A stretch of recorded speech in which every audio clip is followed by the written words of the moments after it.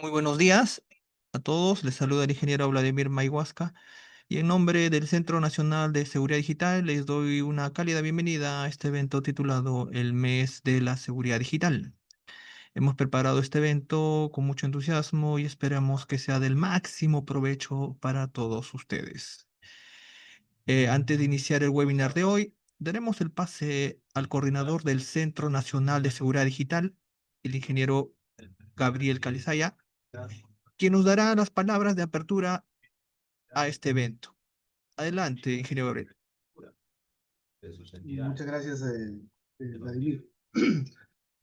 Bueno, muy buenos días con todos y todas. Reciban un cordial saludo del secretario de la Secretaría de Gobierno y Transformación Digital, el ingeniero Jaime Honores. Es un gusto darles la bienvenida a cada uno de ustedes a esta charla denominada Ciberseguridad en el sector financiero. Esta charla está organizada por el Centro Nacional de Seguridad Digital de la Secretaría de Gobierno y Transformación Digital de la Presidencia del Consejo de Ministros. Quiero agradecer la presencia de cada uno de los asistentes que nos acompañan el día de hoy desde distintas partes del país, ¿no? Es una convocatoria nacional. Sabemos que cada vez más usamos las tecnologías, los servicios digitales, ¿no? Para nuestra vida cotidiana, los pagos, los trámites, y por eso es muy importante aprender cómo protegernos, ¿no? Y usar estas tecnologías de forma correcta y segura. Mm, También queremos agradecerla de manera muy especial a nuestro invitado, el doctor Giovanni Chilin, de Asbank, de la Asociación de Bancos, quien nos compartirá su experiencia sobre cómo el sector financiero trabaja para proteger la información y prevenir fraudes o ataques digitales. Esperamos que este espacio sea útil, que podamos aprender juntos y seguir construyendo una cultura de ciberseguridad más segura para todos. Muchas gracias por acompañarnos. Sin más, creo que continuamos para poder escuchar a nuestro invitado especial. Muchas gracias. Muchas gracias, Gabriel, por tus palabras. Continuando con el programa, tenemos la siguiente charla titulada Ciberseguridad en el sector financiero y tenemos como invitado al ingeniero Giovanni Pichli. Él es ingeniero industrial especializado en seguridad integral, sistemas informáticos, riesgos y tecnologías de la información. Actualmente se desempeña como gerente de seguridad estratégica en la Asociación de Bancos del Perú, siendo secretario técnico de los comités estratégicos de gestión integral de riesgos de la seguridad, prevención de fraudes, ciberseguridad y seguridad física. Preside también la Mesa de Trabajo de Ciberseguridad y Confianza Digital del Centro Nacional de Planeamiento Estratégico del Perú. También forma parte del Comité de Expertos para el Desarrollo de la Estrategia Nacional de Seguridad y Confianza Digital de la Secretaría de Gobierno Digital de la Presidencia del Consejo de Ministros y del equipo de trabajo de continuidad de negocios en la Superintendencia Nacional de Banco de Seguros. Sin más preámbulos, adelante, ingeniero Giovanni. De buenas prácticas sobre la PYME, ¿no? Estaba con el micro apagado. Muchas gracias por la invitación. Voy a compartir en este momento la presentación. Un momento, por favor. Y me confirmas, por favor, si está todo bien seteado. Sí, ya podemos ver tu material. Excelente. Bueno, buenos días con todos. Es una alegría poder conocer, en las palabras de Gabriel, que tenemos asistentes de todas partes del país y eso es muy importante. De verdad que necesitamos integrarnos y es parte del mensaje que les traigo hoy en este tema tan interesante como es la ciberseguridad en el sistema financiero. Entonces, la seguridad de hoy y del mañana depende en gran parte de todas las personas que estamos en esta reunión. Hoy vamos a hablar de un tema que es conocido como la confianza, ¿no? Cuando hablamos de seguridad de ciberseguridad, hablamos de dos pilares fundamentales que para el sistema financiero tienen que estar de todas maneras. Uno es la confianza y el otro es la seguridad. Y en el sector financiero la confianza no es un activo intangible, es un activo principal. Eh, es la creencia de que nuestro dinero está seguro, que nuestras transacciones son privadas y que nuestra identidad está protegida. Pero esa confianza opera sobre una infraestructura digital que enfrenta amenazas cada vez más complejas. El objetivo de nuestra charla no es generar miedo, sino generar conciencia y sobre todo un sentido de urgencia y acción compartida. Vamos a explorar los riesgos que enfrentamos hoy, los que ya están aquí pero no vemos y los que se asoman en el horizonte para ver en qué tenemos que prepararnos para poder enfrentarlos adecuadamente. Entonces, para empezar, tenemos que entender a quiénes nos enfrentamos, ¿no? ¿Quién es nuestro contrincante? El cibercrimen opera como una industria global sin fronteras, con alta rentabilidad y bajo riesgo de captura, mientras nuestras defensas siempre están fragmentadas por jurisdicciones y regulaciones que no necesariamente avanzan a la misma velocidad que el cibercrimen. La industria del cibercrimen ya debemos olvidar esa imagen de un hacker solitario que tratando de ingresar a un sistema, ¿no? Hoy realmente a quienes nos enfrentamos son a corporaciones delictivas que tienen modelos de negocios llamados inclusive crime as a service. ¿Y qué significa esto? Significa que un delincuente sin muchos conocimientos técnicos puede alquilar un ataque. Puede contratar un paquete de ransomware, por ejemplo, y tienen soporte 24/7. Y además un portal de pagos, como si se contratara un servicio regular en la nube, ¿no? Tienen departamentos de investigación y desarrollo para encontrar vulnerabilidades, equipos de control de calidad para probar su malware. Y yo me preguntaría, ¿cuántos de nosotros tenemos esas para poder desarrollar o implementar nuestras defensas? Entonces, tenemos que entender que el adversario al que nos estamos enfrentando tiene muchos recursos económicos, de conocimiento, tecnología personal y soporte, ¿no? Eso es lo que tenemos que entender. Y además estamos hablando de adversarios que no tienen fronteras. Y aquí radica también la asimetría, ¿no? El adversario al que nos enfrentamos es global y es anónimo. Y nos puede lanzar un ataque desde Europa del Este o desde cualquier otra parte del planeta usando servidores zombies que están en Asia o enlaces a través de Deep Web desde Europa contra un banco en nuestro país. Y en realidad contra cualquier institución, porque estamos hablando aquí del sistema financiero, pero esto aplica para entidades del sector público y sector privado. Otro aspecto con el cual nos encontramos a veces ciertas limitaciones es la parte normativa, ¿no? ¿Cómo estamos respondiendo nosotros?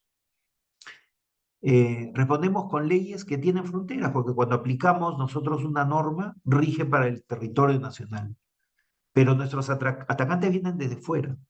Y entonces, por eso es importante las relaciones y alianzas estratégicas que hacemos con otros países o con otras iniciativas globales como el Acuerdo de Budapest, que nos permite tener esa extensión para poder alcanzar a esa delincuencia que está fuera de nuestro territorio, ¿no?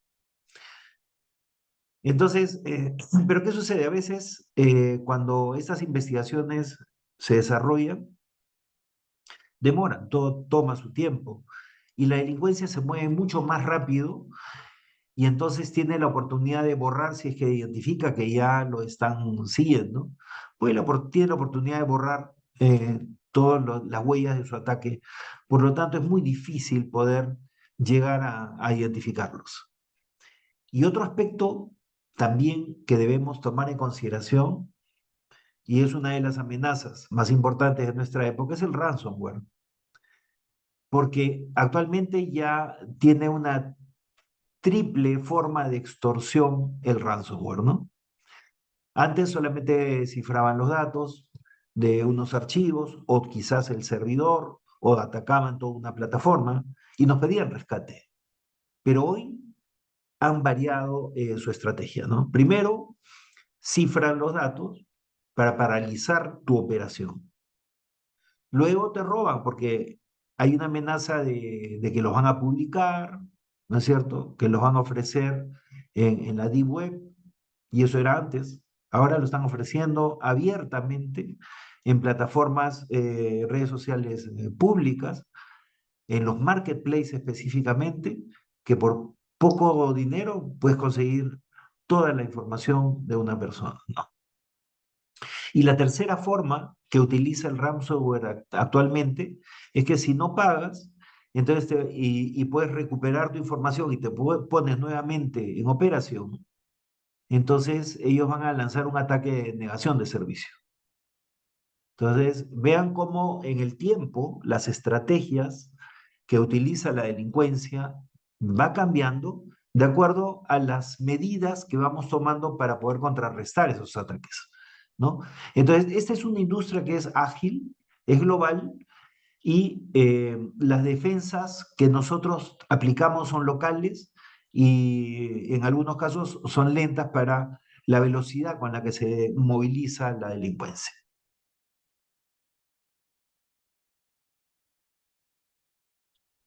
Entonces, ¿qué cosa es lo que moviliza normalmente estos ataques? ¿Por qué? ¿Qué cosa es lo que buscan? ¿Cuál es el premio que busca la delincuencia? Y el premio lo podemos identificar en los datos, ¿no?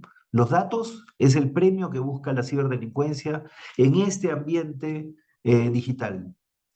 Entonces, ¿qué cosa es lo que alimenta su interés? Son nuestros datos. Y, y realmente lo que lo materializa es, perdón, estamos bien.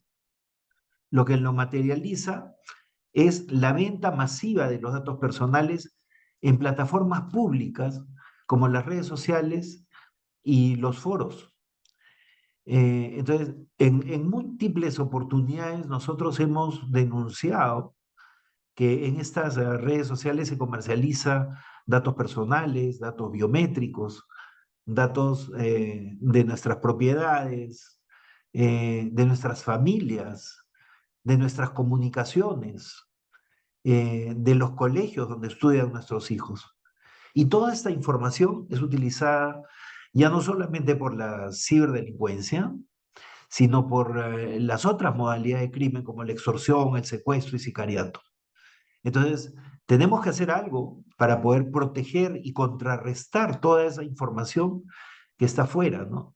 La dark web, la dark web era el lugar donde se comercializaba antes la información, pero la delincuencia se ha dado cuenta que con los marketplaces puede conseguir un mejor rendimiento de su negocio, ilícito por supuesto, que en la dark web, porque no todos entran a la dark web, pero en el marketplace entran todos y lo ofrecen como que fuese un producto lícito. Yo creo que aquí hay algo que tenemos que hacer. Ya hemos mandado cartas a las redes sociales para que tomen medidas y no pueden ser promotores de este tipo de comercialización ilícita. Y entonces nos preguntamos cuánto cuesta nuestra información. Algunos datos que hemos conseguido pueden venderse entre 50 y 100 dólares, pero también les puedo comentar de que hay información personal que uno puede conseguir por 5 soles. Entonces, eso es un indicativo de la masificación con la que está trabajando la delincuencia respecto de los datos conseguidos por diferentes fuentes, ¿no? ¿Y cómo consiguen esa información? ¿Cómo hace esa delincuencia para conseguir información personal? ¿Para qué quiere, en primer lugar, saber mi documento de identidad, mi dirección? Porque esos son los elementos que, con los cuales puede iniciar un esquema de estafas, ¿no? Cuando recibimos, por ejemplo, una llamada a nuestro celular o un mensaje y nos dicen, buenos días, señor, lo llamamos del banco tal, hemos observado que hay un problema en su cuenta tal, porque está comprando tal cosa, ¿no? Y entonces la forma en que se comunican estas personas hacen de que la víctima crea en que esto es un caso real y comienza a entregar información. Y para reforzar, ¿no es cierto?, que es una persona de la entidad adecuada, entonces le va a dar el número del DNI, le va a dar, sabemos que usted vive en tal lugar, y esos elementos son los que le dan confianza y veracidad a su intervención, ¿no? Entonces, esa modalidad, ese engaño, es conocido normalmente como el phishing. Lo vamos a revisar un poco más adelante. Y otra modalidad que está vinculada, que es el phishing, que es lo mismo, pero utilizando una voz. Y ahora vamos a ver de dónde es que sacan esa voz y cómo la están trabajando. Y estas modalidades son muy antiguas, pero siguen siendo efectivas. ¿Por qué? ¿Por qué razón? Porque el ser humano, no todos nosotros somos confiados. Confiamos y creemos que las personas que se nos acercan todas tienen buenas intenciones. Entonces tenemos que comenzar a aprender a diferenciar entre las operaciones que hacemos con nuestras entidades y aquellas que están tratando de suplantarlas para conseguir un beneficio para ellos. Y finalmente, aquí en esta lámina nos hacemos una pregunta, ¿no?, que es bastante incómoda, pero ¿quién es el responsable de toda esta pérdida de información y de que existan bases de datos? En realidad, esa base de datos proviene de múltiples fugas, de múltiples. ¿De instituciones públicas? Sí. ¿De instituciones privadas? También. Y de las propias entidades que se encargan de manejar datos, porque hay entidades que trabajan con información y están autorizadas, pero en algún momento fueron vulneradas por estos ciberataques y es lo que finalmente se utiliza o utiliza esta ciberdelincuencia para poder comercializar en las redes sociales que estamos indicando.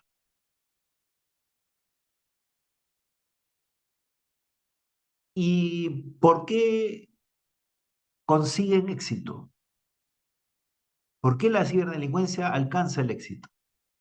Bueno, permanentemente ellos van actualizando sus procedimientos, pero actualmente tienen un aliado estratégico importante que es la tecnología, ¿no? La tecnología actualmente, especialmente con el uso de la inteligencia artificial generativa, eh, ha permitido eh, que se inventen nuevos vectores de ataque, ¿no? Y no solo eso, sino que, por ejemplo, podrían atacar a una persona y esta persona estar atenta y decir, no, esta llamada que estoy recibiendo es un fraude. Entonces, actualmente la delincuencia entiende de que esa persona, con el primer esquema que ellos trabajan, ya no la van a conseguir engañar. Entonces, comienzan a averiguar otros detalles de la persona, o sea, a investigar cuáles son sus temas de interés, de repente el deporte, los viajes, las noticias. Entonces, al analizar sus redes sociales, comienzan a identificar patrones que les permiten decir, ah, él tiene mucho interés en los autos. Entonces le comienzan a enviar mensajes con autos y entran por otro lugar. Y todo eso lo pueden, antes lo hacían, pero ahora tienen más facilidad con el uso de estas herramientas de inteligencia artificial generativa, ¿no? Eh, Antes nos dábamos cuenta de una modalidad de phishing porque venía con faltas de ortografía. Ahora, la inteligencia artificial puede escribirles un texto que sea totalmente creíble, ¿no? Entonces, esa es otra de las ventajas que utiliza la delincuencia ahora para poder mejorar sus vectores de ataque. Y con dos herramientas adicionales que hemos estado viendo en los últimos 2 años, diría yo, y que ha evolucionado muy rápido, ¿no? A estas modalidades se les llaman los deepfakes, que son la suplantación de videos, fotos y también la voz. Porque si ustedes se dan cuenta, las modalidades, y hablamos siempre del phishing, del vishing, del farming, del troyano, del ransomware, o sea, las modalidades como que escuchamos que se repiten, ¿verdad? Pero lo que sí cambia son la forma de hacerlo. Y eso está en función de la tecnología que actualmente disponen.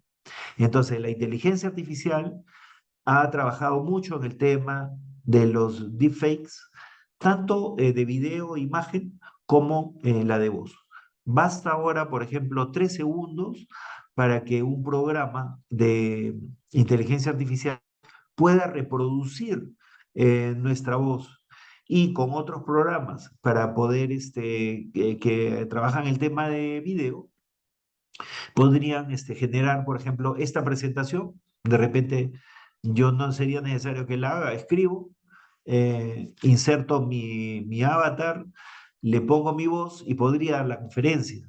Entonces, hay que tener mucho cuidado porque ese es uno de los aspectos más importantes que está utilizando la delincuencia para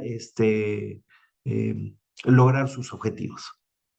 Y el desarrollo del malware, ¿cómo vamos con el desarrollo del malware y la inteligencia artificial?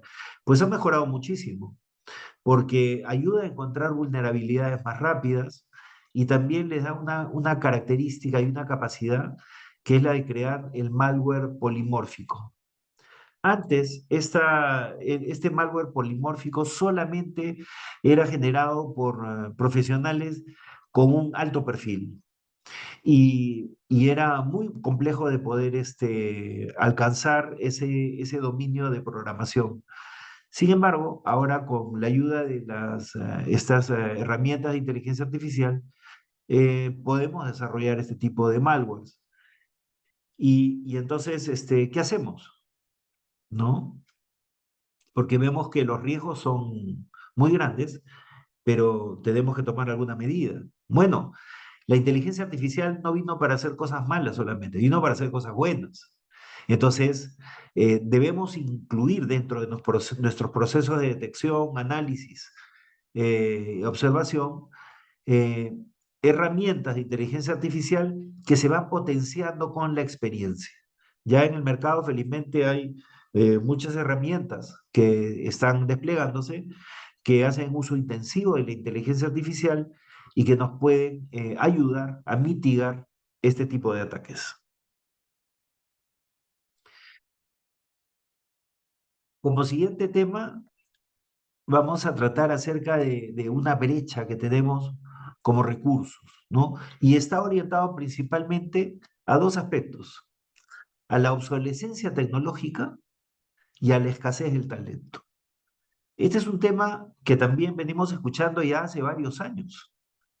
No es un tema solamente de colocar una computadora o adquirir un programa y actualizar nuestro sistema operativo.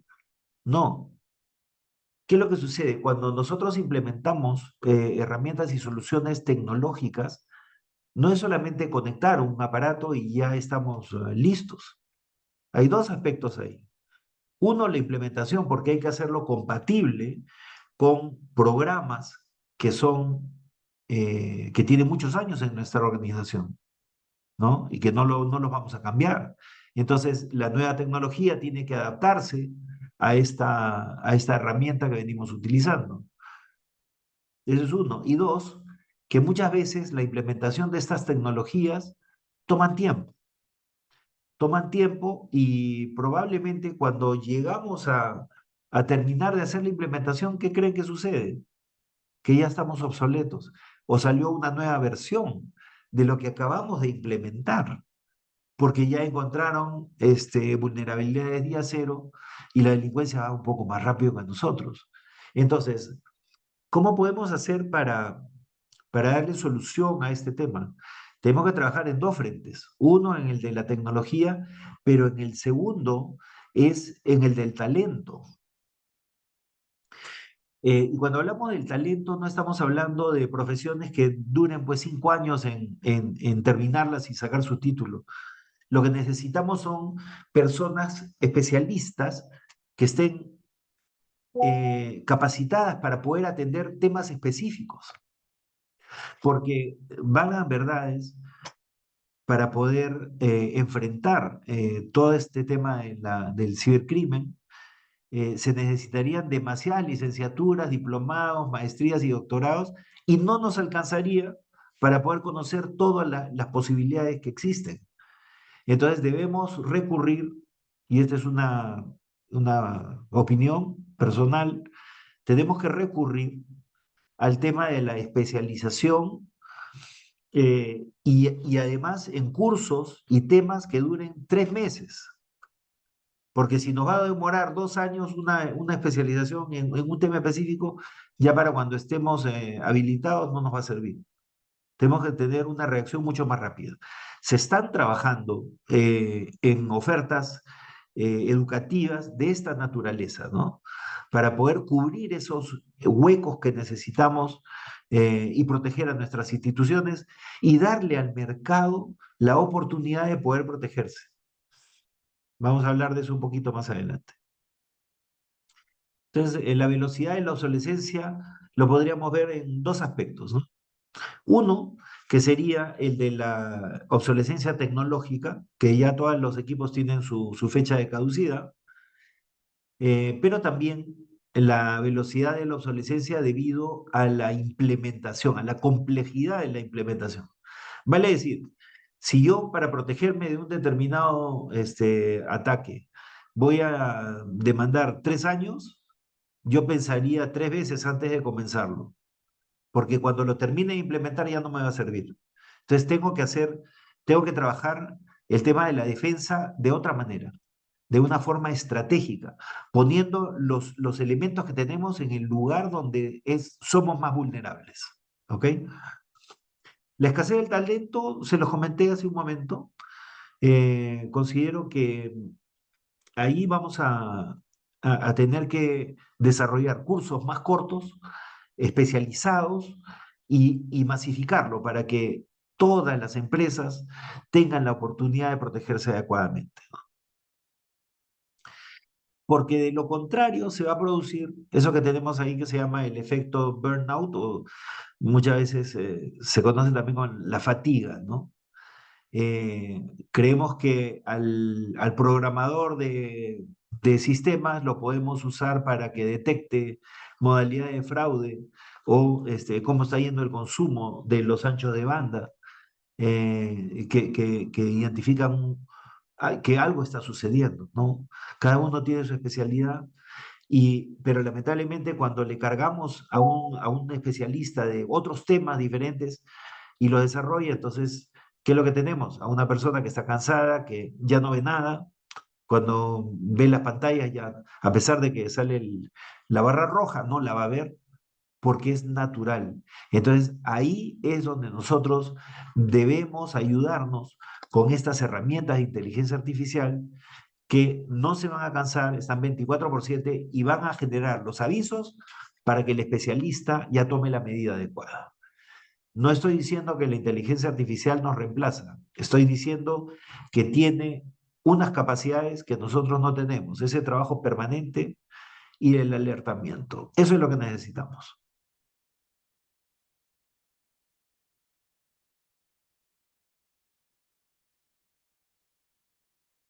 Y entonces, ¿qué es lo que viene? Porque estábamos hablando de los riesgos actuales, los que venimos trabajando, los actuales que no conocemos y los que vienen, ¿no es cierto? Bueno, la tecnología sigue avanzando, como siempre, y eso no va a parar. lo que tenemos que hacer nosotros es enterarnos de qué cosa es lo que está sucediendo y adecuarnos a la tecnología actual. En poco tiempo, en alrededor de 5 años o 10, esto sí no lo puedo predecir exactamente, pero va a suceder, va a ocurrir algo que se llama el día Q, ¿no?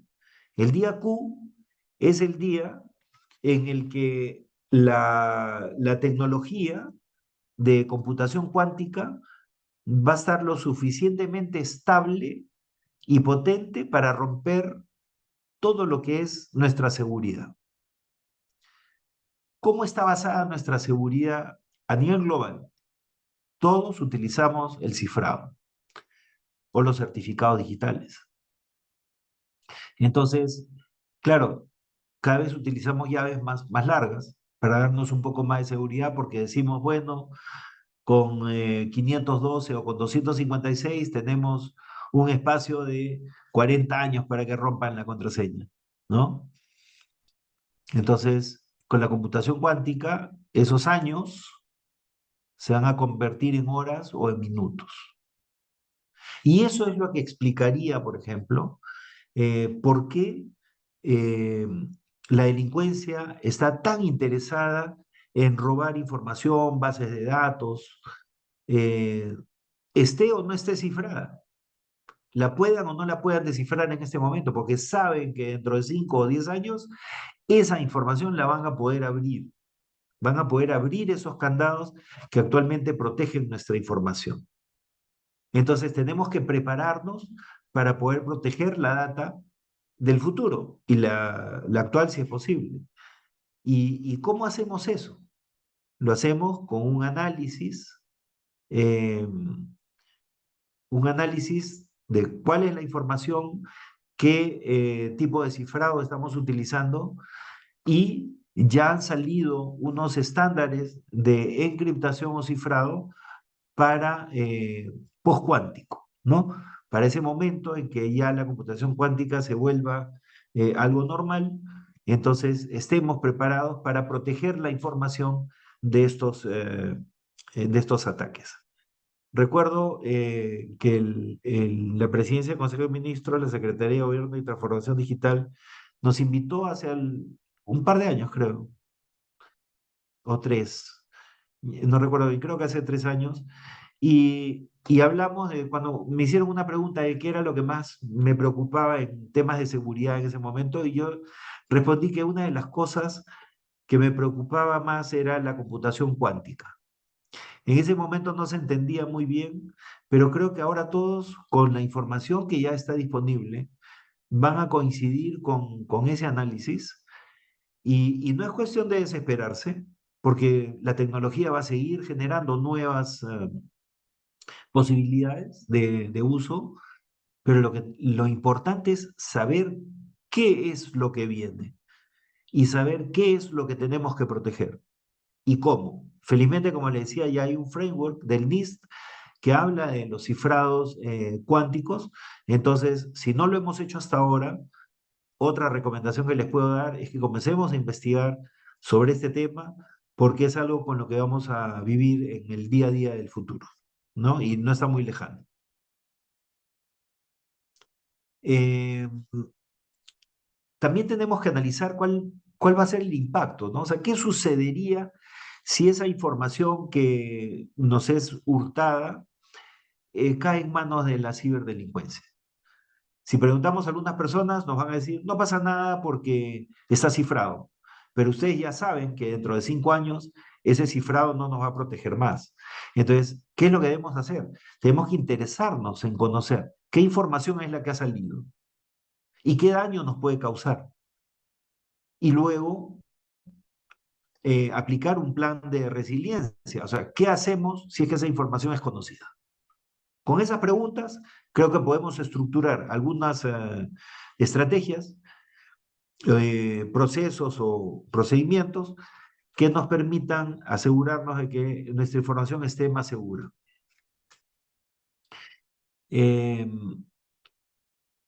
Entonces, Y eso es lo que está haciendo la delincuencia, ¿no? Está cosechando, está cosechando. No las está usando, pero está cosechando. Entonces, todavía estamos a tiempo, pero no hay mucho. Entonces, empecemos a trabajar en ese tema.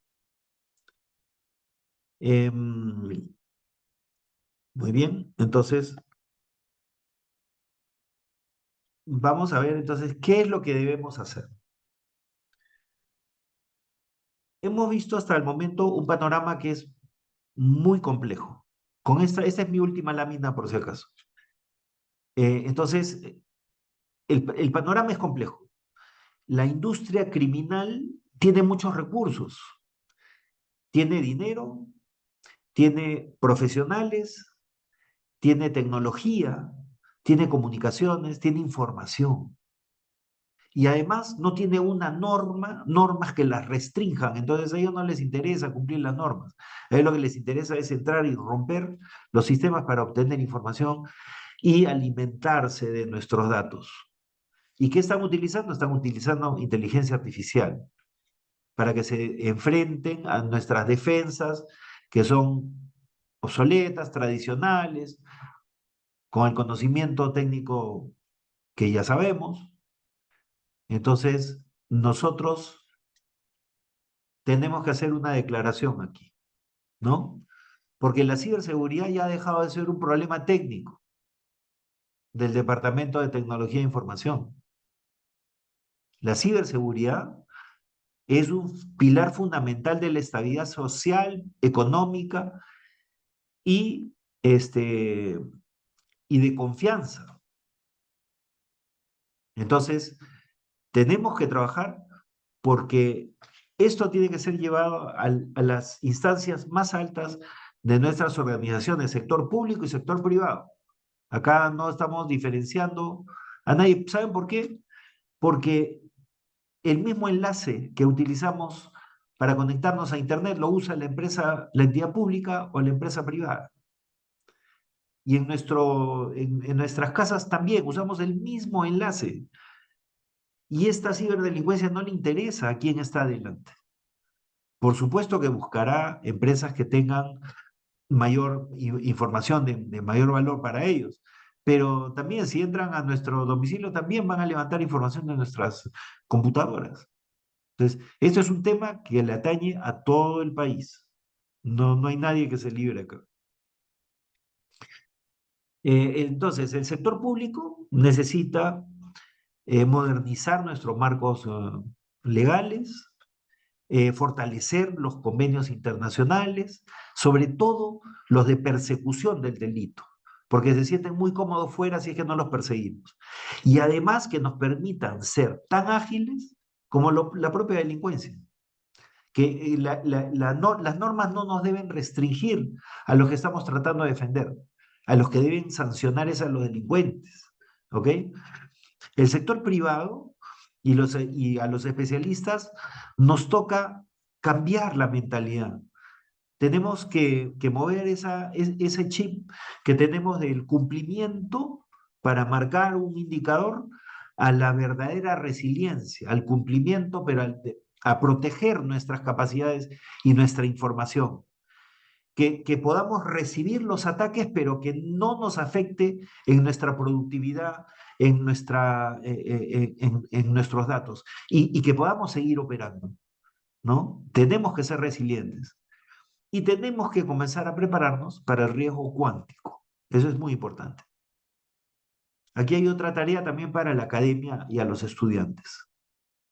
Tenemos una crisis de talento, nos faltan especialistas, necesitamos que le pongan pasión a este tema, ¿no? No solamente aprendamos a operar herramientas, sino ver cómo la podemos usar mejor, buscar amenazas, investigar. Necesitamos que nuestros jóvenes aprendan y se interesen a proteger, porque al proteger el ecosistema digital también están protegiendo a nuestro país.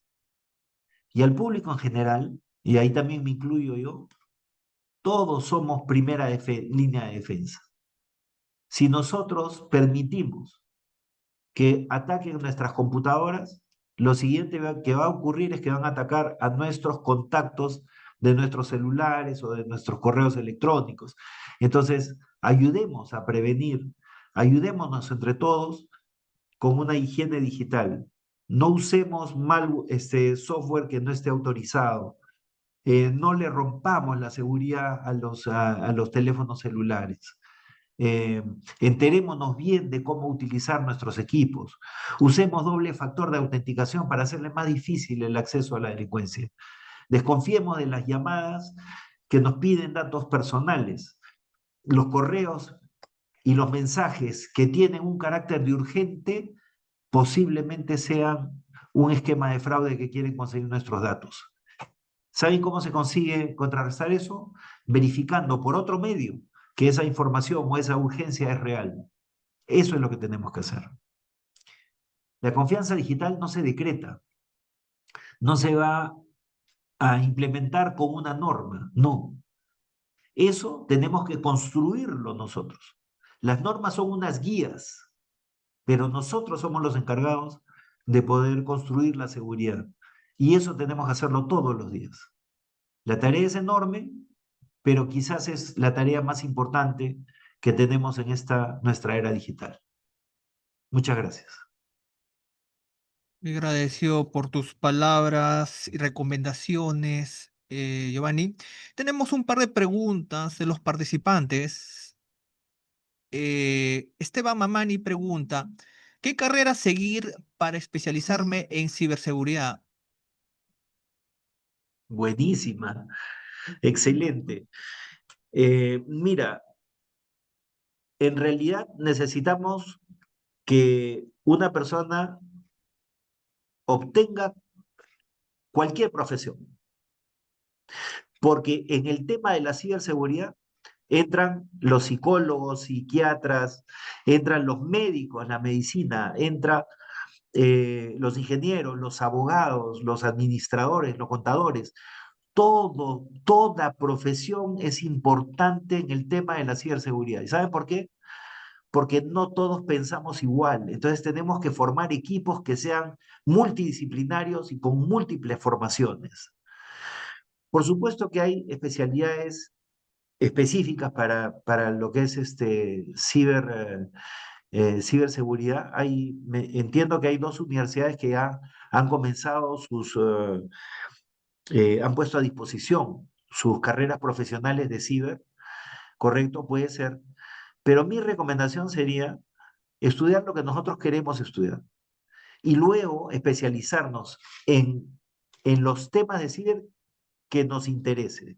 Por ejemplo, si a mí me apasionan las comunicaciones, entonces voy a entrar, posiblemente estudie ingeniería eléctrica o electrónica, y luego me especializaré en ese campo, ¿no? Si a mí lo que me interesa son los procesos, entonces quizás un ingeniero industrial, luego me especializaré en controles automatizados, los PLCs, porque esos, por ejemplo, ese es un detalle que no hemos conversado, porque aquí hemos hablado solamente de las ITs, ¿no?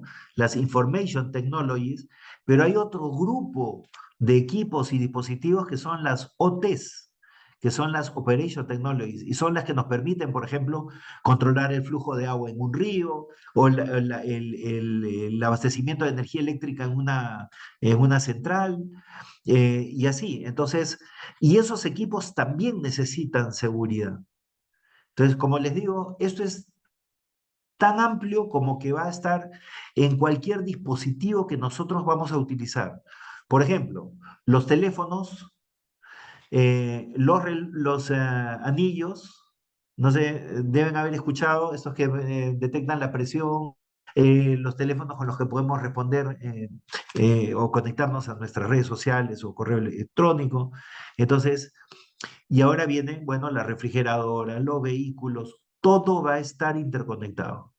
Entonces necesitamos especialistas en todas las ramas. O sea, es muy difícil también decirte que estudies una carrera específica. ¿Sabes por qué? Porque hay más de 200 especialidades con certificación. Y eso es imposible que una sola persona lo pueda conseguir. Por eso mi recomendación es, estudia lo que es tu vocación y sobre la base de tu vocación busca la especialidad, porque en lo que hagas vas a disfrutar y eso va a hacer de que tu trabajo no se vea como un trabajo, sino como un reto y un espacio en el cual te vas a poder desarrollar perfectamente. Excelentes recomendaciones y pautas. Para cerrar, Rosa Ticona hace una pregunta. ¿Cómo imaginas el futuro de la criptografía en un mundo donde los datos personales y la inteligencia artificial están cada vez más integrados? Sí, a ver, siempre hablar del futuro es complejo, ¿no? Pero yo lo que te diría es eh, que los modelos que estamos viendo actualmente van a cambiar. Eh, y quisiera, no quiero, no estoy haciendo publicidad, simplemente quiero redondear esto con un ejemplo con la empresa esta de Elon Musk o las empresas, porque fíjense, ahí tienes Starlink, tienes SpaceX, tienes Tesla, tienes la de Neuralink y tienes bueno, una serie de empresas en las cuales puedes ver, y también está Twitter, que ahora es X, ¿no es cierto? ¿Cuál es la característica de estas empresas? Eh, el sistema operativo que utilizan es propio. El lenguaje de programación que usan es Python. El número de computadoras que se utilizan para poder mover, por ejemplo, esos cohetes del SpaceX, son 3. Por un tema de validación, para ver si la respuesta de las 3 computadoras es la misma, lo toman como cierto.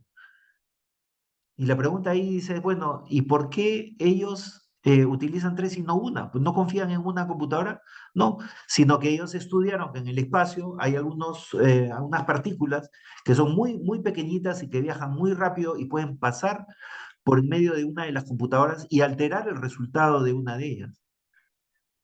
Entonces, ¿qué cosa es lo que no debemos tener nosotros en un ecosistema del futuro? Lo que no deberíamos tener es personas, programas, sistemas y equipos que no sepamos quién es. La identidad digital no se aplica solamente a las personas, deberían aplicarse a todos los elementos que están conectados en una red. Y eso es algo que está consiguiendo, por eso lo traje como ejemplo, no quiero hacer publicidad, lo traigo solamente como ejemplo, porque en ese ecosistema se conocen. Y entonces ahí vas a invertir menos en protegerte, porque vas a confiar de que la persona con la que estás interactuando es quien dice ser, no es un robot o es un programa con el que tienes que conectarte para que se actualice tu sistema operativo, etcétera. Entonces, el tema de la criptografía también, o sea, va a sufrir otro cambio, ¿no? Porque ahí estamos pensando, por ejemplo, ¿por qué ponemos criptografía? Para que nadie más vea lo que tienes. Bueno, y puede cumplir su fin, pero hay alguien que sí quiere verlo, entonces comienza a atacarte, ¿no? Pero no debería tener ni siquiera la oportunidad de poder atacarte.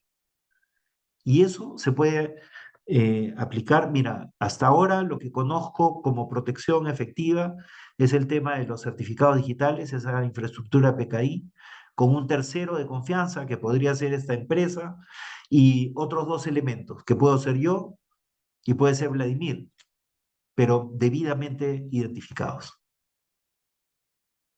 Ese esquema que tiene más de 30 años, creo que tiene 40 de PKI, nació bien, creo que tiene mucho tema y debería ser aplicado también en el futuro. Agradecemos tu participación y Giovanni por compartirnos tus experiencias, recomendaciones para construir todos un ecosistema digital más seguro, resiliente y confiable para todos. Agradecemos a todos ustedes por acompañarnos en este evento. Con esto cerramos este webinar esperando que haya sido de su total agrado. Muchas gracias y que tengan un excelente día. Hasta otra oportunidad. Gobierno del Perú.